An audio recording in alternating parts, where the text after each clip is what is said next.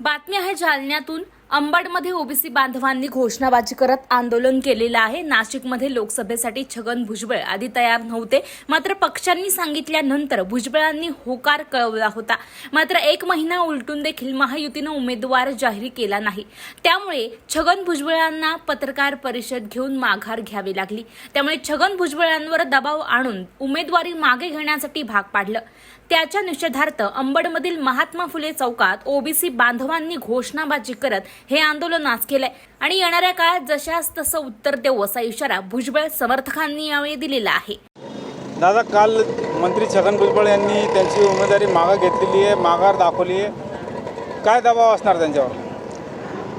या ठिकाणी मी तुमच्या माध्यमातून सांगू इच्छितो की राष्ट्रीय ओबीसीचे नेते आदरणीय छगनरावजी भुजबळ साहेब यांची उमेदवारी या देशाचे पंतप्रधान आदरणीय नरेंद्रभाई मोदी तसेच या देशाचे गृहमंत्री अमितभाई शहा यांनी पुढाकार घेऊन त्या उमेदवारीसाठी पुढाकार घेतला होता।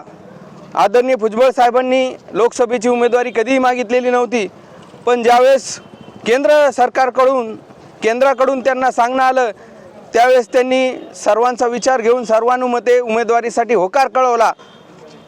पण एक महिना झाला, नाशिकमधला महाविकास आघाडीचा उमेदवार जाहीर होऊन एक महिना झाला तरी नाशिकमधला महायुतीचा उमेदवार या ठिकाणी जाहीर होत नव्हता।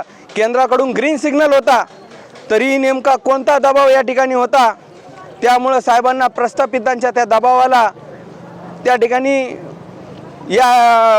या ठिकाणी काल त्यांना पत्रकार परिषद घ्यावी लागली आणि कमी वेळ असल्यामुळं पक्षाचं अहित होऊ नये, त्याचबरोबर ज्या महायुतीमध्ये साहेब काम करतात त्या महायुतीचं अहित होऊ नये म्हणून त्यांनी कमी वेळेमध्ये जो उमेदवार मिळेल तो उमेदवार जाहीर करावा अशी भूमिका घेऊन स्वतः त्यांनी माघार घेतली।